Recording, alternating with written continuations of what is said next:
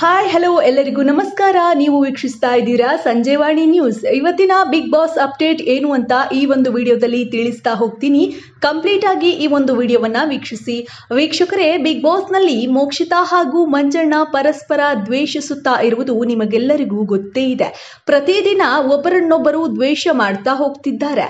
ಇದರಿಂದ ಮೋಕ್ಷಿತಾ ಅವರು ಕಣ್ಣೀರು ಹಾಕುತ್ತಾ ದಿನ ಕಳೀತಾ ಇದ್ದಾರೆ. ಇದರ ಬಗ್ಗೆ ಕೆಲವೊಂದು ವಿಚಾರಗಳನ್ನ ಈ ಒಂದು ವಿಡಿಯೋದಲ್ಲಿ ತಿಳಿಸ್ತಾ ಹೋಗ್ತೀನಿ.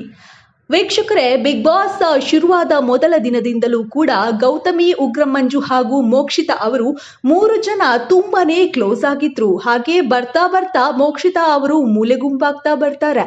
ಎಲ್ಲೋ ಒಂದು ಕಡೆ ಮಂಜು ಹಾಗೂ ಗೌತಮಿ ಅವರು ಮೋಕ್ಷಿತಾ ಅವರನ್ನ ದೂರ ಇಡುತ್ತಾರೆ. ಮೋಕ್ಷಿತಾ ಅವರ ಪರವಾಗಿ ಯಾವುದೇ ರೀತಿಯಾದಂತಹ ಮಾತುಗಳನ್ನ ಆಡುವುದಿಲ್ಲ.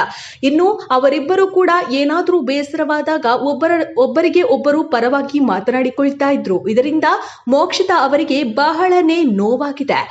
ಇನ್ನು ಯುವರಾಣಿ ಮೋಕ್ಷಿತಾ ಅವರಾಗಿತ್ತು.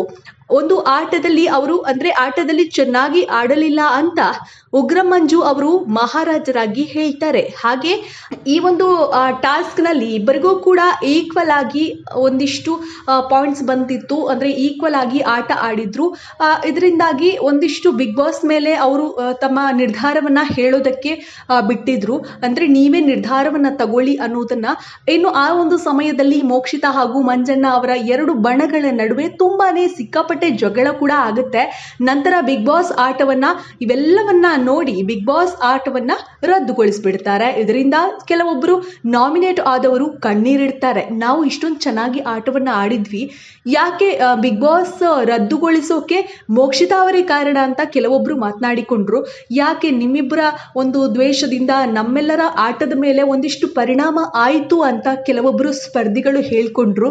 ಶೋಭಾ ಶೆಟ್ಟಿ ಅವರು ಕೂಡ ಅತ್ರು, ಹಾಗೆ ಚೈತ್ರ ಕುಂದಾಪುರ ಅವರು ಕೂಡ ಕಣ್ಣೀರು ಹಾಕಿದ್ರು. ಅಂದ್ರೆ ನಿಮ್ಮ ಇಬ್ಬರಿಂದಾಗಿ ನಾವೊಂದು ನಾಮಿನೇಟ್ ಆಗಿದ್ವಿ, ಇದರಿಂದಾಗಿ ನಮ್ಮ ವಿಚಾರಕ್ಕೂ ಕೂಡ ಒಂದಿಷ್ಟು ಪೆಟ್ಟಾಯಿತು ಅಂತಾನು ಹೇಳ್ತಾರೆ.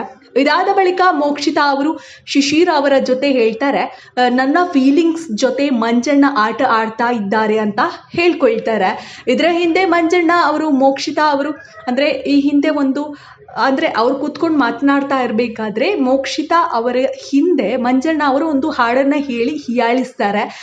ಈ ಹಿಂದೆ ಒಂದು ಹಾಡನ್ನ ಹೇಳಿರ್ತಾರೆ. ಆ ಒಂದು ಹಾಡನ್ನ ಹೇಳ್ಕೊಂಡು ಮೋಕ್ಷಿತಾ ಅದು ಸುಮ್ಮನೆ ಹಾಗೆ ಕಣ್ಣೀರು ಹಾಕಿದ್ದಾರೆ, ನರಿ ಕಣ್ಣೀರು ಅಂತ ಆಲ್ರೆಡಿ ಹೇಳಿರುವಂಥದ್ದು. ಸೊ ಹಾಗಾಗಿ ಮಂಜಣ್ಣ ಅವರು ಮೋಕ್ಷಿತಾ ಅವರಿಗೆ ಆ ಒಂದು ಹಾಡನ್ನು ಹೇಳ್ಕೊಂಡು ಹೀಯಾಳಿಸ್ತಾರೆ.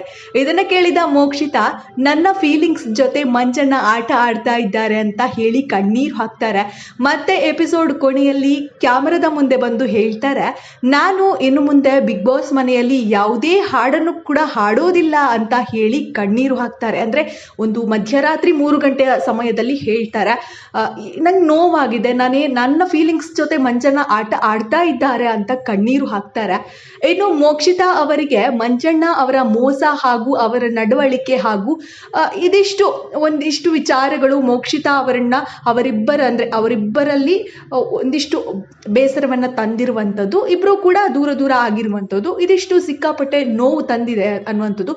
ಹಾಗೆಯೇ ಈ ಒಂದು ವಿಚಾರಗಳೆಲ್ಲ ಮಂಜಣ್ಣ ಅವರಿಗೆ ನಿಜಕ್ಕೂ ಮೋಕ್ಷಿತಾ ಅವರ ಮೇಲೆ ನಿಜಕ್ಕೂ ಮನಸ್ತಾಪ ಇದೆಯೋ ಅಥವಾ ಗೌತಮಿ ಅವರಿಂದ ಇನ್ಫ್ಲುಯೆನ್ಸ್ ಆಗಿ ಮಂಜಣ್ಣ ಅವರು ಈ ರೀತಿ ಬದಲಾಗಿದ್ದಾರೋ ಗೊತ್ತಿಲ್ಲ.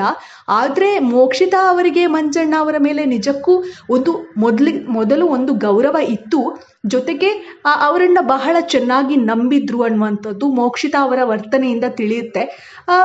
ಗೊತ್ತಿಲ್ಲ ನಿಜಕ್ಕೂ ಗೌತಮಿ ಅವರ ಇನ್ಫ್ಲುಯೆನ್ಸ್ ಇಂದ ಮಂಜಣ್ಣ ಆ ಥರ ಆಡ್ತಾ ಇದ್ದವರು ಅಥವಾ ಮಂಜಣ್ಣ ಅವರ ಆಟವನ್ನು ಆಡ್ತಾ ಇದ್ದಾರೋ ಅನ್ನುವಂಥದ್ದು ಖಂಡಿತವಾಗ್ಲೂ ಗೊತ್ತಾಗಲ್ಲ.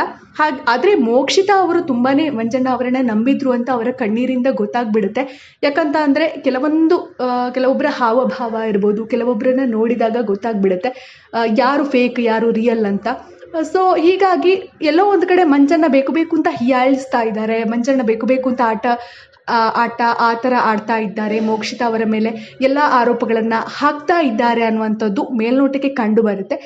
ರಿಯಲ್ ಆಗಿ ಗೊತ್ತಿಲ್ಲ ಯಾರಿಗೆ ಯಾವ ಥರ ಆಟಗಳನ್ನು ಆಡ್ತಾ ಇದ್ದಾರೆ ಅನ್ನುವಂಥದ್ದು.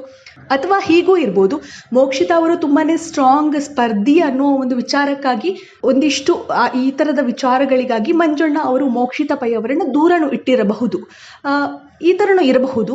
ಸೊ ಹಾಗಾಗಿ ವಿವಿಧ ರೀತಿಯಾಗಿ ನಾವು ಯೋಚನೆ ಮಾಡಬೇಕಾಗುತ್ತೆ. ಅದೇನಿದ್ರೂ ಕೂಡ ಬಿಗ್ ಬಾಸ್ ಮನೆಯಲ್ಲಿ ಇವರಿಬ್ಬರ ದ್ವೇಷದಿಂದ, ಇವರಿಬ್ಬರಿಂದಾಗಿ TRP ಅಂತೂ ಜಾಸ್ತಿ ಆಗಿರಬಹುದು ಅಂತ ಅನಿಸುತ್ತೆ. ಬಟ್ ಗೊತ್ತಿಲ್ಲ ಏನು ಅನ್ನುವಂಥದ್ದು. ಸೊ ಇದರ ಬಗ್ಗೆ ನಿಮ್ಮ ಅನಿಸಿಕೆ ಅಭಿಪ್ರಾಯಗಳನ್ನು ಮುಕ್ತವಾಗಿ ನೀವು ಕಮೆಂಟ್ ಮೂಲಕ ತಿಳಿಸ್ಬೋದು. ಮೋಕ್ಷಿತಾ ಅವರು ನಿಮಗೆ ಇಷ್ಟನಾ? ದಯವಿಟ್ಟು ಕಮೆಂಟ್ ಮಾಡಿ ಅವರು ಯಾವ ಥರ ಆಟ ಆಡಬೇಕು ಅನ್ನುವಂಥದ್ದು. ಸೊ ನಿಮ್ಮ ಸಲಹೆಗಳನ್ನು ಕೂಡ ಮೋಕ್ಷಿತಾ ಅವರಿಗೆ ತಿಳಿಸ್ಬೋದು, ಹಾಗೂ ಮಂಜಣ್ಣ ಅವ್ರಿಗೂ ತಿಳಿಸ್ಬೋದು. ಸೊ ಇದ್ರ ಬಗ್ಗೆ ಏನೇ ಕಮೆಂಟ್ ಇದ್ದರೂ ನಮ್ಮ ಕಮೆಂಟ್ ಬಾಕ್ಸಲ್ಲಿ ಕಮೆಂಟ್ ಮಾಡಿ. ಧನ್ಯವಾದಗಳು.